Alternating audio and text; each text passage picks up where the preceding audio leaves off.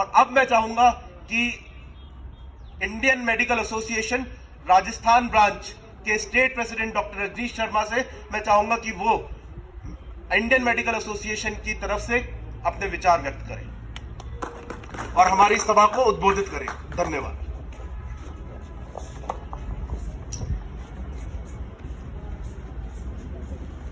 धन्यवाद। आज state president IMA Rajasthan के रूप में गणतंत्र दिवस समारोह 2024 को संबोधित करते हुए मुझे बड़ा हर्ष हो रहा है। ये हमारे लिए बड़े हर्ष की बात है कि हमारे भारत देश का जो इंडियन मेडिकल एसोसिएशन है उसके 4 लाख से ज्यादा मेंबर्स हैं और राजस्थान के अंदर इस बार सभी के सहयोग से, चाहे वो अर्चना शर्मा वाला हादसा रहा हो जिसमें कि डॉक्टर्स को काम करने की काफी दुविधा रही और जिसके कारण से विषम परिस्थितियों के कारण से अर्चना शर्मा को अपनी जान की आहुति देनी पड़ी, या फिर जनता के लिए, स्वास्थ्य के लिए कुछ इस प्रकार की स्कीम्स हो रही थी जिनके लिए आरटीएच का जो आंदोलन था कि वो बिना सोचे समझे, बिना तैयारी के केवल स्वास्थ्य सेवाओं को भ्रमित करने के लिए जो लाया जा रहा था, राजस्थान के अंदर उस कानून का विरोध करके उसे सही रूप में जनता के लिए लाया जा सके, उसके लिए प्रयासों के कारण से मुझे आईएमए राजस्थान का निर्विरोध प्रदेश अध्यक्ष चुना। उसके लिए मैं सभी का आभार प्रकट करता हूं और मैं अपनी जिम्मेदारी भी समझता हूं। जिम्मेदारी मैं मन से भी कहना चाहूंगा, जिम्मेदारी वहां से शुरू नहीं होती जब हम डॉक्टर बन जाते हैं। जिम्मेदारी शुरू होती है जब किसी माता पिता के मन में ये बात शुरू होती है कि मेरा बेटा डॉक्टर बने। फिर वो पीएमटी के लिए या नीट के लिए जो तैयारी करके डॉक्टर बनना चाहते हैं, तो उस समय से ही ऐसी परिस्थितियां चिकित्सा क्षेत्र में, क्योंकि ये लंबी तैयारी की बातें हैं, चिकित्सा शिक्षा अर्जित करके चिकित्सा सेवा देना एक छोटी बात नहीं है, एक बहुत लंबे अरसे की बात है। तो हमने ये देखा है कि हमारे समाज में जब बच्चे मेडिकल में जाने की तैयारी करते हैं तो ही देखा है कि वो सुसाइडल टेंडेंसीज, अवसाद में आ जाते हैं, या फिर वो इलाज करते समय, पढ़ते समय, उसके बाद इलाज करते समय या शिक्षा ग्रहण करते समय ऐसी परिस्थितियां हमारे देश के अंदर हैं, कुछ कानूनी विषमताएं हैं जिनके कारण से वो परेशान होकर या तो अवसाद में रह के खुद ही बीमार हो जाता है या आत्मदाह कर लेता है। तो ये हमारे लिए एक बहुत ही विषम बात होती है जिसपे कि हम आज गणतंत्र दिवस 2024 पे सोचना चाहेंगे। इसके बाद की बात आती है कि हमारे जो चिकित्सक बन के गाँव में काम कर रहे हैं, तो जब गाँव में काम कर रहे हैं तो जो सरकारी चिकित्सक हैं, क्या जब वो पीएचसी पे काम कर रहे हैं, सीएचसी पे काम कर रहे हैं, तो क्या वो पूरे जो स्वास्थ्य संस्थाएं हैं वो पूरी वेल इक्विप्ड हैं? क्या इतनी सुविधाएं वहां पर हैं कि वो सरकारी चिकित्सक वहां पे जाके सेवाएं दे सके और मरीजों का भला कर सके? क्या वहां पे ऐसी सुविधाएं कि वो चिकित्सक वहां पर जाकर रह सके? क्या ऐसी सुविधाएं कि उनके बच्चे जो हैं वो वहां पे उचित शिक्षा, पीएचसी जैसी जगह में अगर रहते हैं तो गांव में उनके लिए उचित शिक्षा करके उनके डॉक्टरों के बच्चे भी शिक्षा ग्रहण करके आगे बढ़ सके? और ऐसी ही परिस्थितियां अब मैं निजी चिकित्सक जो हैं वो पहले पढ़ते हैं और विषम परिस्थितियों से निकलते हैं, तो आप ये मान के चलिए कि जब वो पढ़ाई कर रहे हैं प्राइवेट मेडिकल कॉलेजेस में, तो या आजकल तो गवर्नमेंट मेडिकल कॉलेज की कुछ सीट में भी इतना पैसा उनको देना पड़ता है कि उनके परिवार पे इतना भार आ जाता है, इतना कर्जा आ जाता है कि उनको अल्टीमेटली वो काफी प्रेशर में आ जाते हैं। तो वो जो निजी चिकित्सक है बाद में जमीन खरीद के कर्जे पे लोन लेके जब अस्पताल बनाता है और फिर वो काम शुरू करता है, लेकिन जैसे अभी हमारे राजस्थान में हम चाहते हैं कि सभी को स्वास्थ्य सेवाएं मिलें, तो स्वास्थ्य सेवाएं हम देना चाहते हैं सभी को, पर हम आईएमए की ओर से हमेशा ये ध्यान दिलाना चाहते हैं कि आप जो स्वास्थ्य सेवाएं दिला रहे हैं वो उसके अंदर इतनी उनको आप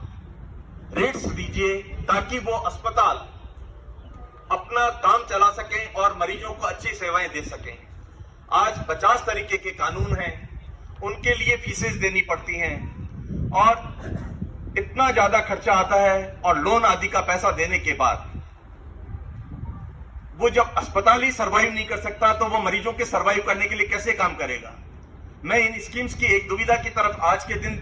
सरकार का ध्यान दिलाना चाहूंगा कि सरकारी अस्पताल जहां पहले फ्री में इलाज होता था, वहां पर आज इंश्योरेंस से वो पैसा ले रहे हैं, और वो भी वही दर ले रहे हैं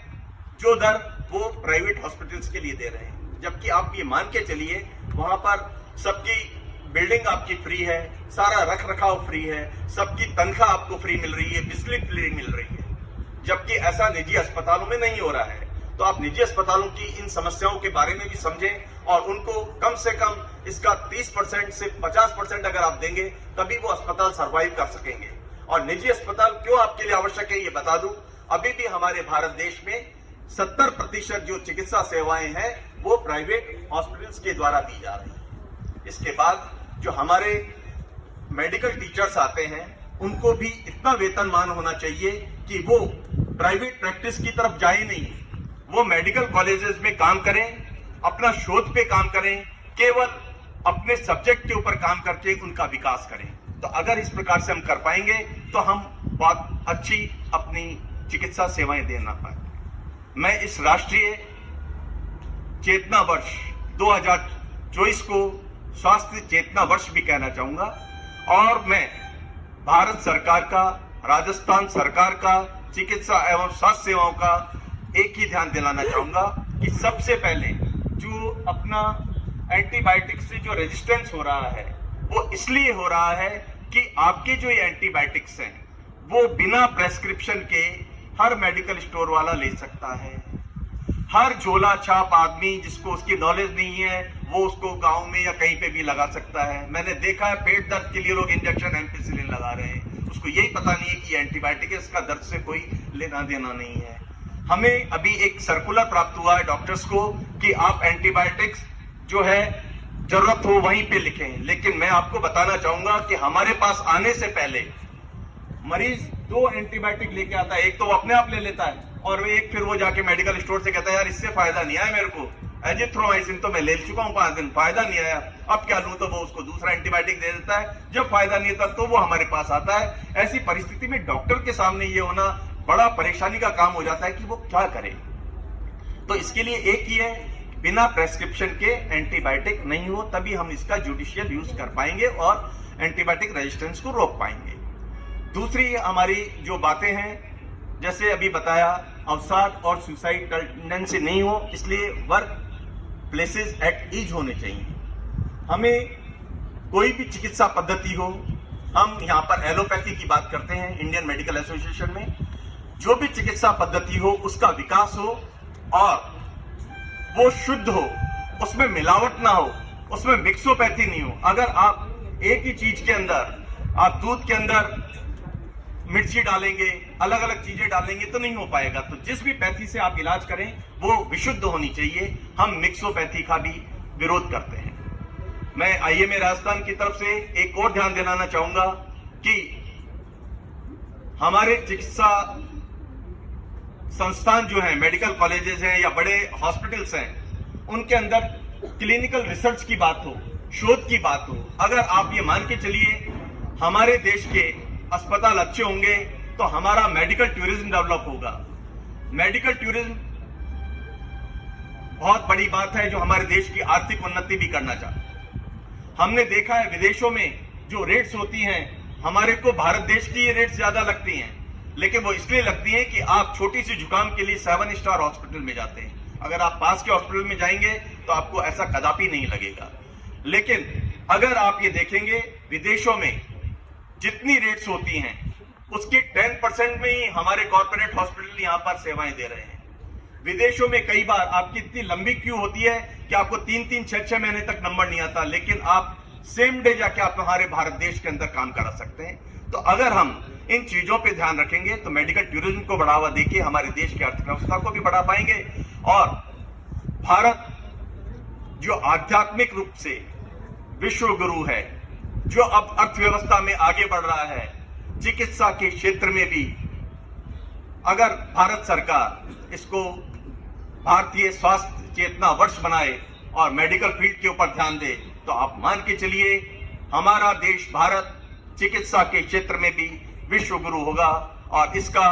आईएमए राजस्थान, नेशनल आईएमए जिसने अभी हेल्थ मैनिफेस्टो भी बना के दिया है, इसमें पूरा कंधे से कंधा मिला के सहयोग करेगा। मैं इसी के साथ अपने